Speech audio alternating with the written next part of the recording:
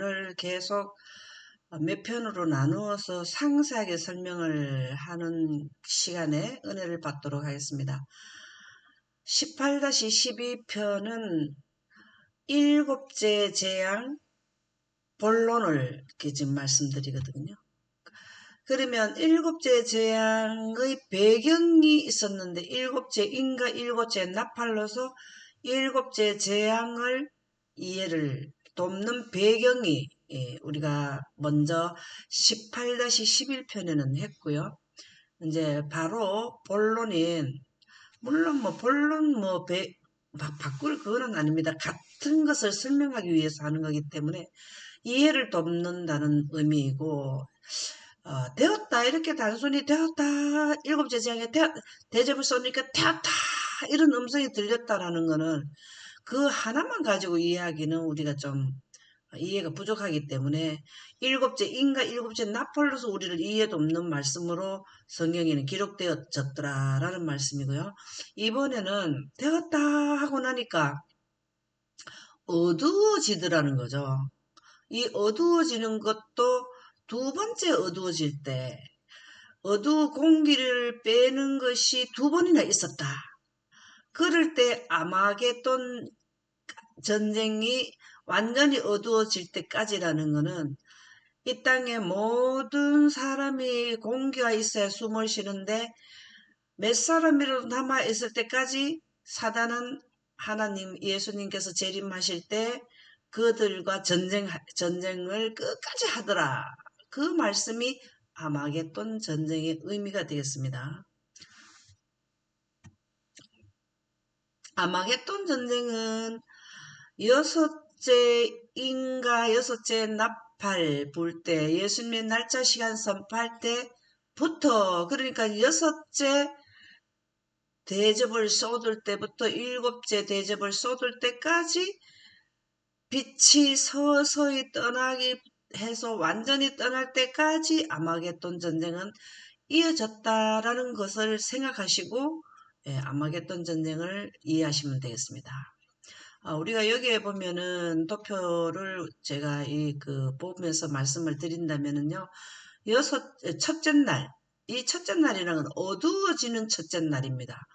어두워질 때 첫째 날은 몇 번째 인가 몇 번째 나팔과 몇 번째 재앙 때일까요? 대접일까요?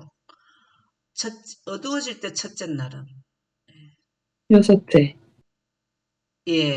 여섯째 인가, 여섯째 나팔과 그 다음에 여섯째 대접 쏟으면 재앙이 일어나는 그 재앙의 배경을 이해할 수 있는 게 여섯째 인가, 여섯째 나팔이었죠. 그러면 여러분 보면은 우리가 이 부분이 우리에게는 복음이에요, 복음. 죽는 사람들한테는 아주 최고로 안 좋은 재앙이지만 하나님의 영광, 하나님의 빛을 영생가는 생기를 원하는 사람들은 영생가는 생기가 들어올 때거든요. 그것은 우리에게 복음인데요. 여기에 보면은 태양, 달, 별빛이 떠나가는 때가 알려준 것이 스가랴 14장 6절에 그날에는 빛이 없겠고 강명한 것들이 떠날 것이다. 아주 떠난 것이 아니고 여기서부터 서서히 떠난다는 거죠. 여기서부터 떠난다라는 말씀이 되고요. 이때는 밤도 아니요 낮도 아니라 낮도 아니요 밤도 아니라 이거 바꾸면 안 되죠. 왜 그러냐면은 아침이 새벽이 되었는데 그때부터 예수님의 날짜 선포가 되어서 서서히 공기가 떠나다는 거예요. 다른 성경 구조에 보면은 새벽이 아침이 오는데 어두워지더라는 거예요. 우리가 이게 밤도 아니요 낮도 아니요 이게 아니고 낮도 아니요 밤도 아니요 이렇게 해줘야 돼요. 왜냐면 해가 떴는데 그때 날짜 시간 선포가 돼가지고 첫째 날에 공기가 떠나가더라는 거예요. 하늘이 종이축같이 서서히 떠나가더라. 말려 떠나간다. 우리가 그 포도나무 잎사귀가 마르는 거를 말씀을 예를 들어서 종이축이 떠나가는 거를 말씀해 주셨죠. 하늘이 떠나가는 거를. 그리고 또 뭐냐 하면은 스가랴 여기는 스가랴 14장 6절입니다. 이 말씀은요 우리에게 복음이에요. 복음. 스가랴 14장 6절 7절은 13만 사천인들이 부활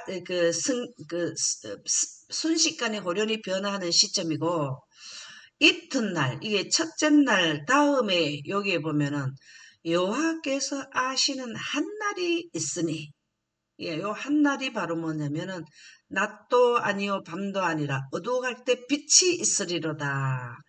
여기에도 마찬가지고 여기에도 마찬가지인데 여기에 보면은 또 호세아 6장 2절에 보면은 이튿날에 여기 첫 번째 공기 떠나가는 거 우리가 요 호세아 6장 2절 6장 3절에는 뭡니까? 우리가 여호와를 알자 힘써 여호와를 알자 그에 나오시면 새벽빛같이 일정하니 이거 예수님의 영광이 서서히 아침의 햇빛처럼 햇빛이 나오는 것처럼 그렇게 우리에게 다가온다는 거죠. 여기 호세아 6장 2절하고 스가랴 14장 6절 7절하고 호세아 6장 2절 이거는 우리에게 뭘 의미하냐면은 의인들이 부활하는 환경과 의인들이 부활하는 것을 설명해 주셨다. 이게 결과적으로 6천년 동안 하나님의 영광에 영생하는 생기를 원한 자들은 여기가 뭐가 되냐면 최종 목적 즐거운 날 우리가 기뻐하는 날이 된다. 영생하는 날이다. 너무 좋지 않나요? 그래서 어두워갈 때 빛이 있으리도 태양빛이 이렇게 떠나가는 게 태양이 떠나가는 게 아니에요. 지구의 공기가 떠나가면 태양 그대로 빛을 비춰주는데도 여기는 어둡다라는 거죠. 그럴 때, 이제는 하나님의 백성을 내가 뭘 한다? 빛으로 옷을 입혀주고, 죽은 자를 살려가지고 뭘 하겠다? 내가 하늘에 데려가겠다. 조사 심판은 1843년부터 이분들을 찾아낸 거죠. 분리하신 거죠. 예. 그래서 죽은 자들이 하나님 앞에서 심판 받던가요? 계시록에 죽은 자가 하나님 앞에 섰다 하는 말이 나오던가요? 성경 말씀이 나오던가요? 그게 바로 죽은 자의 심판하는 게 1844년부터 조사 심판을 한다라는 게 우리는 지금 이때 14만 4천인가 이런 분들은 여기 14만 4천인들은 산자가 부활할 때고 여기에서는 이튿날 3일째 일으키는 셋째 날에 우리를 일으키신다는 것은 죽은 자를 일으키는 거죠. 그 말씀이 요엘서 2장 한번 읽어보실까요?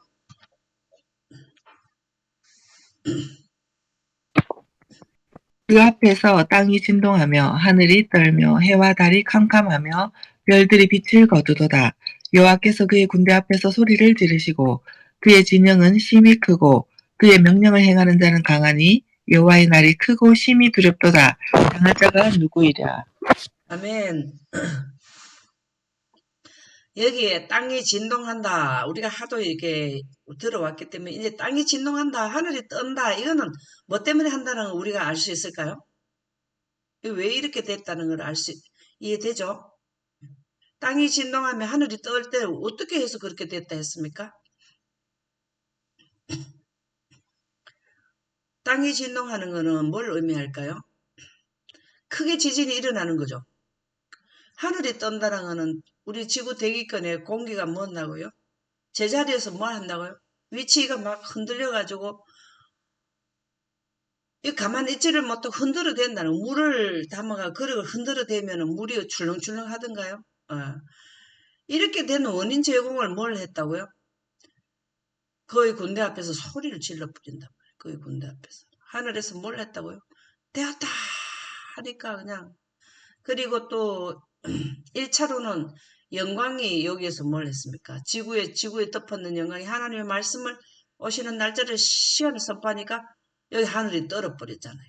이게 소리를 지르가지고 그래. 소리를 되었다. 이 소리는 두 번째 이제 일곱째 재앙 때 하지만 여섯째 재앙 때는 예수님이 오시는 날짜 시간은 2000 뭐 예를 들어서 뭐 50년 뭐 8월 2일이다 이렇게 할 때 한 말씀 하시고 쉰다 그랬죠. 그때마다 뭐가 합니까? 땅이 진동하고 하늘이 막 덜덜 떨어요. 예, 여기 공기가 그냥 위치가 막 흔들려 본단 말이에요. 그래서 도저히 못 견뎌서 지구에서 잡아주던 중력보다 더 크게 많이 떨리면, 하늘이 그 공기가 흔들려 버리면은 떠나가 버리잖아요. 우리가 지난번에 그 교훈을 받을 때 공기와 여기에 물층에 있었던 물을 붙들어주고 균형을 이뤄주고 잡아주는 게 뭐라 그랬습니까? 중력 말고 또 뭐가 있다 그랬습니까? 중력하고 또 한 가지 더 있었죠. 기초. 네 군데 기초를 세워놓은 것은 지구가 자전을 할 때 중심을 잡아주게 하는데 이 중심, 기초까지 흔들려 버린 거예요. 우리가 다른 그 영감의 말씀에 보면 기초가 흔들렸다 그랬어요. 기초가. 그래서 기초가 바다에도 있고 육지에도 있고 네 군데가 있는데 바다에 있는데 그 기초를 흔드니까 기초의 밑바닥 그 바다 밑에 해변 아래까지 그게 물이 그냥 쏠려가지고 드러났다. 이렇게도 나오거든요. 얼마나 이 음성이 크면은 그렇게 된다는 거죠. 달이 캄캄하며 별들이 빛을 거두도다. 이제 뭐 해와 달과 별이 빛을 거둔다는 거는 공기가 떠나간다는 건 우리가 이해하는 거죠. 그것은 공기가 떠나가기 때문에 그렇게 어두워진다. 그 왜 그렇게 됐느냐? 여호와께서 그의 군대 앞에서 이르거는 인류에게 이거를 소리를 질러가지고 그렇다는 거잖아요. 그죠? 그의 진영은 심히 크고 그의 명령을 행하는 자는 강하니. 그의 명령을 행하는 자가 강해진다라는 게 이게 무슨 말일까요? 그의 명령을 행하는 자가, 여기 명령을 행하는 자가 누구예요? 여기에서 나만 사천이. 14만 4천입니다. 영광 보존자도 맞고 14만 4천인이에요. 최종 마지막으로 일곱째 대접을 쏟는 분들이 누구냐면은 14만 4천인들이에요. 그러니까 재앙이 내려버렸어. 하나님께서 그 시간에 그 모세가 바로에게 가지고 이제 장자 죽습니다. 막 이렇게 발표하는 거죠. 이게 이제 출애굽 때 열 번째 재앙이 공기 떠나가는 재앙이에요. 그때 당시에 장자는 인류를 상징한다. 인류 전체를 상징한다. 장자는 그 가정의 대표로 보잖아요. 인류 전체가 죽는 것을 출애굽 때는 장자의 재앙으로 해주셨잖아요. 그러면은 명령을 행하는 자가 강하니 강하다는 것은 빛으로 옷을 갈아입어 버렸네요. 야, 참 요일 선지자는 표현도 너무 잘하시네. 다른 데는 계시록에 되었다 이러는데 그의 군대 앞에서 소리를 질렀다 이래. 참 여러 가지 방법으로 우리에게 이해를 돕고 있습니다. 여호와의 날이 크고 심히 두렵도다. 이거는 인류가 다 죽는데 심히 두렵죠. 그냥 두려운 게 아니고 여기서 당할 자가 누구냐. 자, 우리가 계시록에 보면은 죽었던 짐승이 살아나가지고 누가 이 짐승과 이기겠노? 누가 능히 서리요? 이렇게 했죠. 그때는 일요일 휴업령 내려가지고 막 사람들을 다 뭐 한다고? 죽게 하니까 법 앞에서 죽음을 맞이하니까 누가 능히 서리요? 막 이렇게 나오는데 여기에서는요. 하나님의 법이 승리를 해버려. 하나님의 법이 뭡니까? 하나님의 우주법이 뭐예요? 하나, 일요일 휴업령 내리게 하는 거는 사단이 세우는 법이고, 하나님의 법은 뭡니까? 에, 온 우주를 통치하는 통치권이 뭐죠? 하나님의 빛이 하나님의 법이죠. 그래 하나님의 법이 이겨버려요. 그래서 성령의 생명의 법이 죄와 사망을 이기느니라. 이게 바로 뭡니까? 어, 하나님의 빛이 들어오면은 죽음을 해결하고 죽음이 도망을 가고 물러간다는 거예요. 예. 우리가 여기 태양이 있는데요.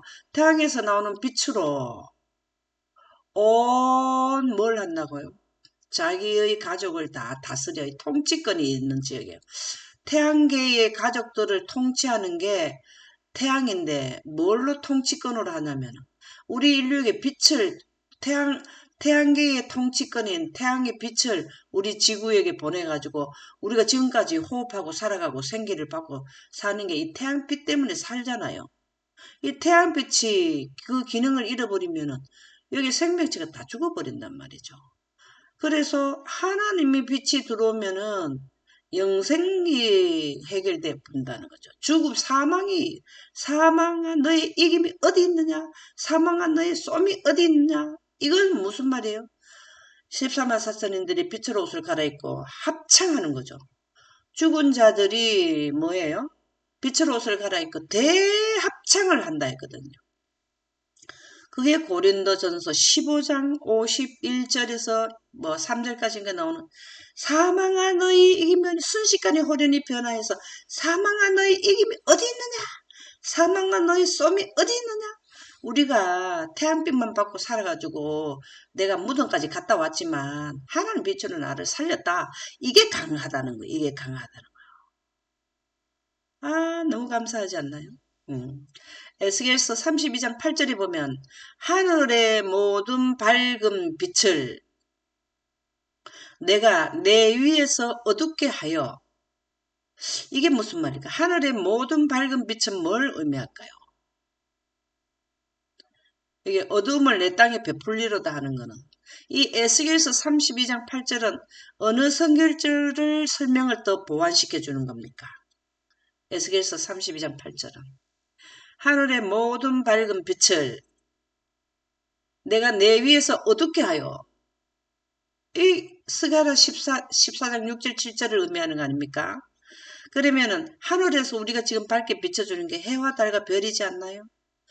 그것은 어둡게 해준다는 것은 공기가 떠나가는 것을 에스겔서 32장 8절에도 에스겔 선지자도 이거를 여기에 공기 떠나가는 것을 말씀해 주셨고 하늘이 떤다는 거 요엘 선지자도 이 부분을 마지막 6째 재앙과 7째 재앙의 지구 환경을 다 영상으로 봤다 이 말이잖아요. 그래서 내 땅에 베풀리로다 나 주 여호와의 말이니라. 누가 하는 말이냐? 하나님이 하시는 말이기 때문에 우리는 인정할 수밖에 없다라는 거죠. 그러나 우리가 지금 우리가 살아가는 입장에서는 이게 인정이 잘 안 돼. 이해가 잘 안 돼. 인정은 하고 싶은데 우리가 머리로서 이해가 잘 안 돼. 왜 그래요? 첫 번째 멸망 때 하늘에서 비 한 방울 내려본 적이 없는데 비가 온다니까 그 이해를 못한 거예요. 그래서 그거 안 들어간 거예요.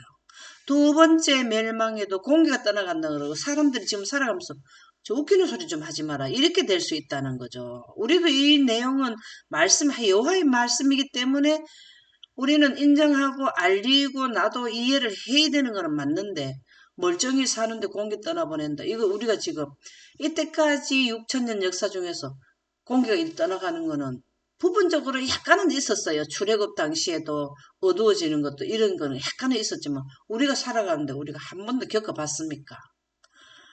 그렇지만 누구 말이기 때문에 우리는 이거를 믿고 인정하고 따라야 된다. 누구 말이라고?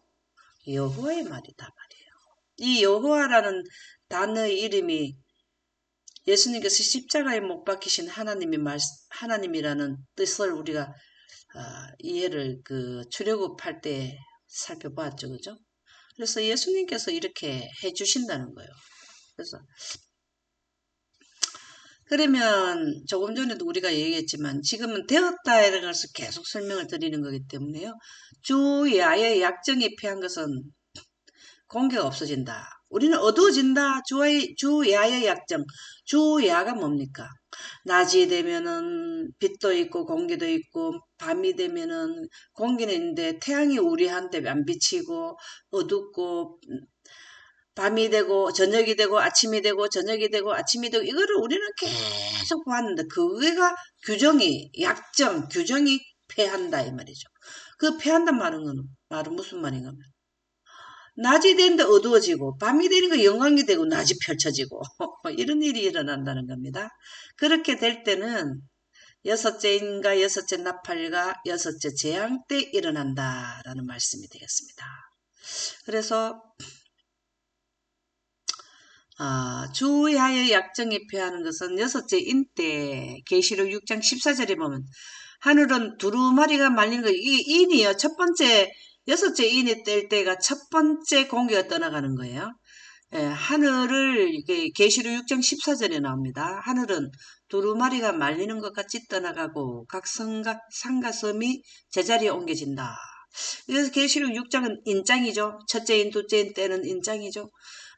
그래서 지구에서 이 재림 시간을 발표할 때 하늘이 1차 공기가 떠나가고 공중에 율법이 나타나는 때가 여섯째 인을 의미하는 것이고 여섯째 나팔에는 내 천사가 놓였으니 그들은 그 연, 월, 일시에 이르러 사람의 3분의 1을 죽이기로 준비된 자들. 그 연, 월, 일시가 나팔을 불 때 뭐냐면 예수님의 오시는 재림의 날짜를 선포한다는 거 이렇게도 설명을 해주셨다라는 거죠. 그러면 계시록 9장 15절에서 16절에 보면 말들과 그 위에 탄 자를 보니 불빛과 자줏빛과 유황빛 호신경이 있고 또 말들의 머리는 사자머리 같고 그 입에서는 불과 연기와 유황이 나오더라. 이것은 바로 뭐냐면 13만 4천인들을 의미한다. 그 수가 뭐라고요? 2만만이니 이거는 14만 4천인들의 그 단체 수의 명이라 그랬죠. 이분들이 뭐냐면은 강한 자들이 돼버린 거예요. 자줏빛과 유황빛 호심경이 있고 이 호심경은 전쟁터에 가서 막아줄 수 있는 옷이잖아요. 그건 빛의 옷을 의미하는 거잖아요. 머리는 사자머리 같고 이건 힘이 세다는 거죠. 그 입에서 불과 연기 유황이 나오더라.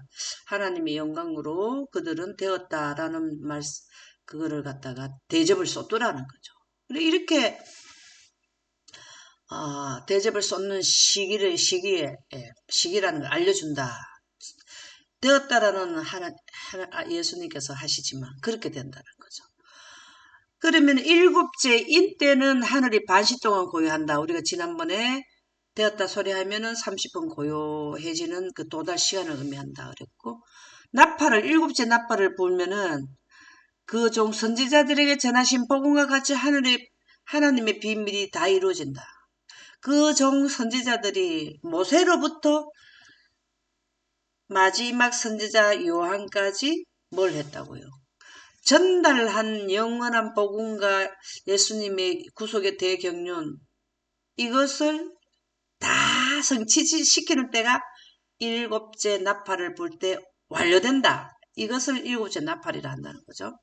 일곱째 천사가 나팔을 불면 하늘에 큰 음성이 나서 이게 무슨 음성이면 되었다 하는 소리를 말한다는 거죠. 이르되 세상 나라가 우리 주와 그의 그리스도의 나라가 되어 그가 세세토록 왕노릇 하리로다. 이제 영원의 세상으로 들어간다는 거죠. 이 일곱째 나팔을 불면 완전히 죽은 자도 부활을 해서 빛으로 옷을 갈아입고 주의 이름을 경외하는 자들에게 상 주신다. 영생하고 땅을 망하게 하는 자는 멸망시킨다는 거. 공기를 빼가지고 완전히 멸망시킨다. 그게 나팔을 분다라는 거죠. 나팔을 부니까 내용이 뭐냐면은 계시록 16장 17절에서 19절 20절에서 21절에 보면 일곱째 천사가 대접을 이게 일곱째 나팔 분 자가 일곱째 천사인 14만 4천인이죠. 공중의 소돔에 우리 지구에다가 이때가 예수님이 되었다 하신다는 시점을 알렸을 때 다시 말해서 바로에게 나아가가지고 이제 10번째 재앙인 장자가 죽습니다. 이걸 알려주는 것을 여기에서 의미한다 이 말이죠. 공중의 소돔의 큰 음성이 성전에서 그 시점을 알려주니까 예수님께서 하늘에서는 뭘 해주냐면 보좌로부터 이르되 되었다 한단 말이죠. 자, 모세가 장자를 이제 죽게 한다는 거를 바로에게만 얘기했을까요? 그 전 지역이 애굽 사람들에게 다 이게 알려졌어요. 소문이 막 탔어요. 모든 집안의 장자와 가축들의 첫 번째 그 가축이 다 죽는다 이렇게 했거든요.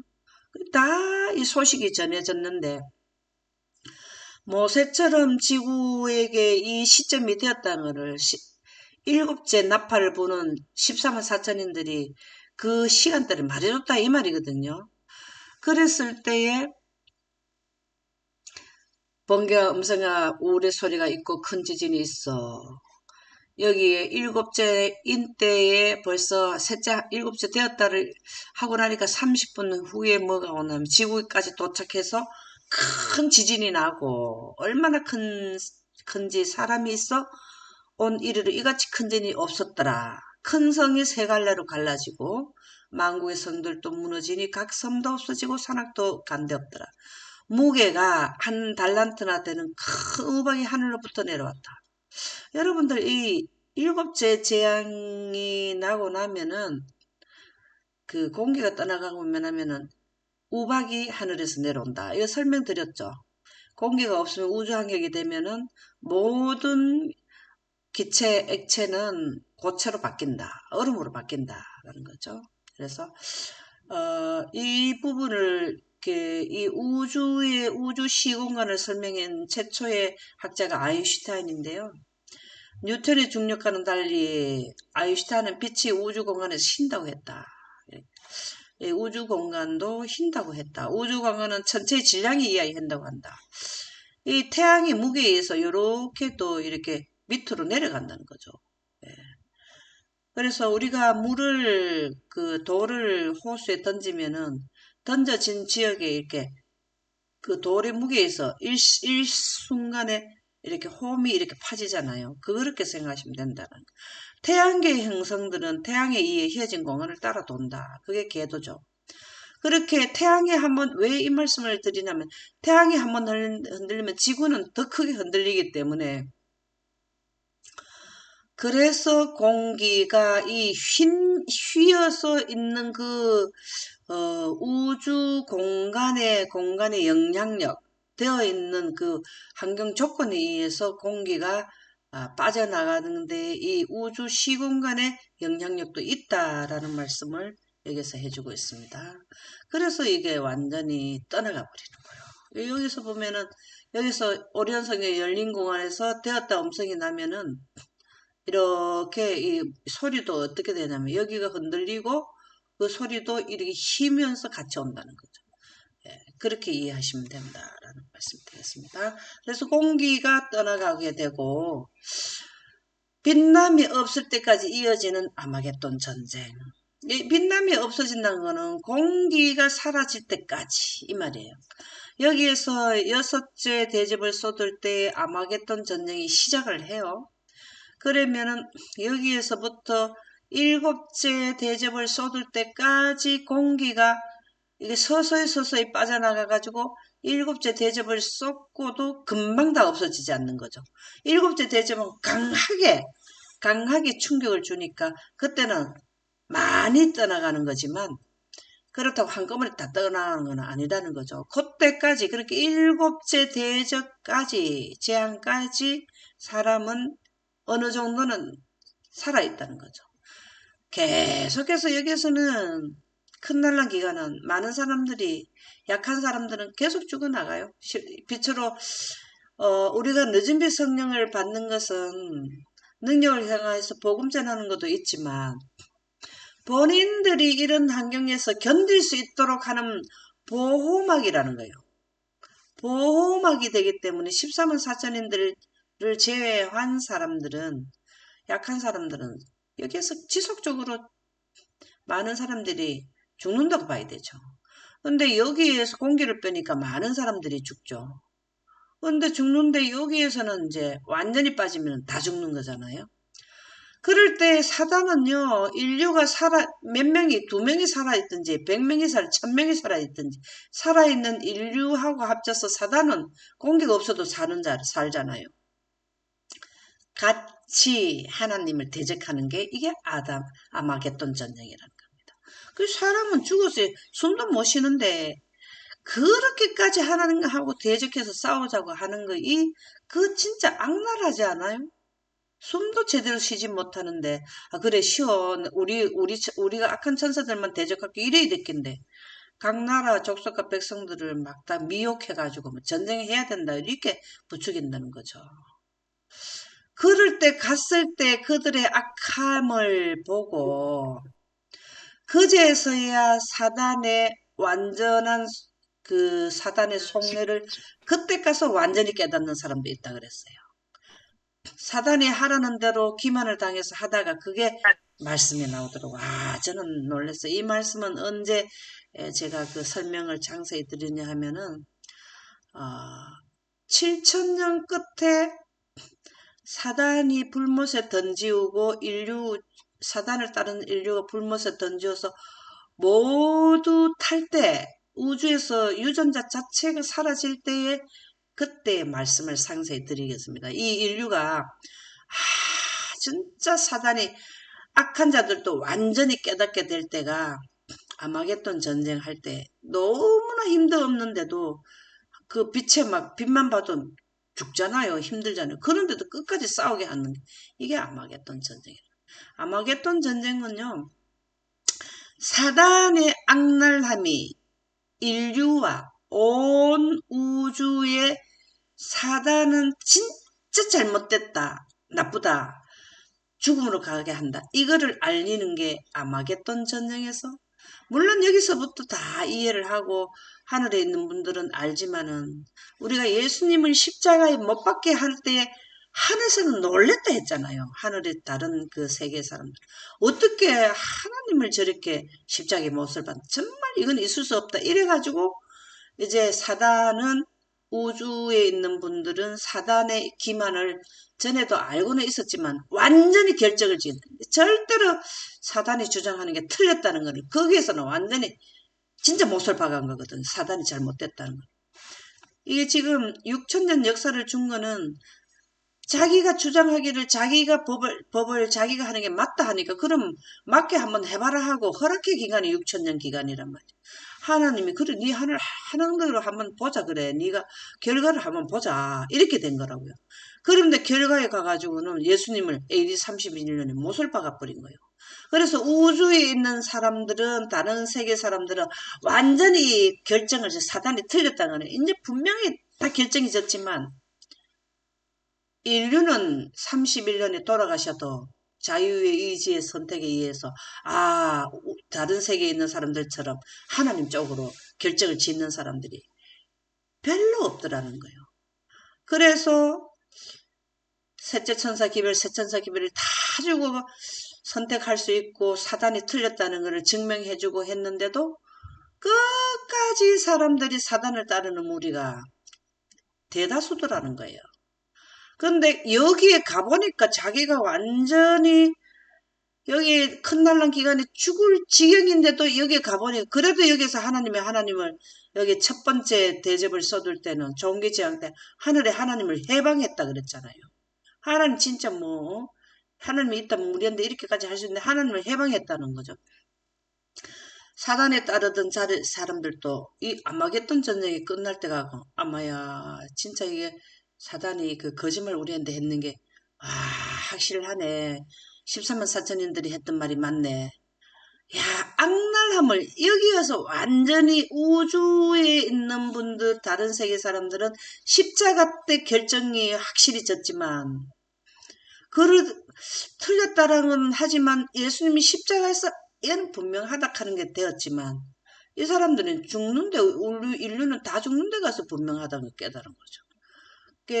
장자가 죽었을 때 항복했잖아요. 그죠? 우리가 이 부분에 가서 깨달아야 되겠습니까? 지금 우리가 그 현명한 영생자들이 깨달은 것을 AD 31년에 예수님이 죽음에 가는 영광이 차단된 지역에 살다가 영광을 개통시켜주신 침례와 십자가와 부활과 승천 여기에서 주는 우리가 영광에 대해서 이해를 우리가 예수님 쪽으로 영광의 길로 생명의 길로 우리가 선택을 해야 되겠습니까? 빠르게 선택해야 돼요. 진짜로. 여기 가서 해본들 뭐합니까? 다 영멸을 해버릴 것인데. 마지막 날 사건들 251쪽에 보면 우리는 일곱째 대접의 부어짐에 대하여 연구할 필요가 있다. 바로 이거예요. 지금 설명드린 이 부분이에요. 이거를 우리가 연구를 해야 돼. 지금 사단의 속성이 악랄함이 완전히 드러날 때 여기를 연구를 해야 되는 거죠. 그래서 악의 세력은 싸움 없이 세상에 항복하지 않을 것이다. 끝까지 한 명이 남을 때까지 싸우자 한다니까요. 이 사단이. 그래서 그러나 하나님의 섭리가 아마겟돈 전쟁에서 담당할 몫이 있다. 이게 하나님의 섭리라는 거예요. 하나님의 섭리는 우리가 일반적으로 아는 거는 여기는 하나님의 백성들은 빛으로 옷을 다 갈아입고 하늘에 가고 이거 다 우리가 이해할 수 있죠. 그래서 섭리라는 거는요. 사단을 따르는 자들도 여기에서 뭐냐면 하나님이 공의롭다는 것도 이해하게 되고, 그런 사람들이 여기에 가서 집행심판 받을 때 불에 탈 때도 자기 형량에 따라서 불에 탈 때도 하나님은 공의롭다 하고 간다 그러잖아요. 이것을 하나님께서는 죽는 자들도 하나님의 옳다는 걸 깨닫게 하는 게 이게 하나님의 섭리라는 거죠. 그래서 하나님의 섭리가 아마겟돈 전쟁에서 담당할 몫이 있다는 겁니다. 요한계시록 18장의 천사, 요한계시록 18장의 천사는 영광으로 온 세상에 땅이 환하게 지는 것을 의미하잖아요. 진짜 영광으로 땅이 환하게 되는 것이 여섯째 재앙 때 지구 전체에 날짜 선포할 때가 되었다 할 때, 이게 죽은 자들 부활할 때 영광이 환하게 됐잖아요. 스가랴 14장 6절 7절 그날이죠. 어두워질 때 빛이 있으리로다. 살아계신 하나님의 군대는 출전할 것이다. 목사 보험 교육자에 보는 증언에 보면은 하나님께서 완전히 굴복하지 않고 하나님의 능력을 보호받지 못하는 모든 영혼들은 하늘을 대적하는 사단과 연합하여, 그렇죠. 이게 아마겟돈전이죠. 우주의 통치자를 대항하는 싸움에 가담할 것이다. 이게 아마겟돈 전쟁이라는 겁니다. 예수님이 이때 재림을 하시잖아요.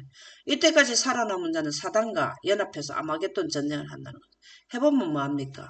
이미 승리는 셋째 하늘에서 전쟁할 때 확보되는 건데. 그렇죠? 오늘은 여기까지 하도록 하겠습니다.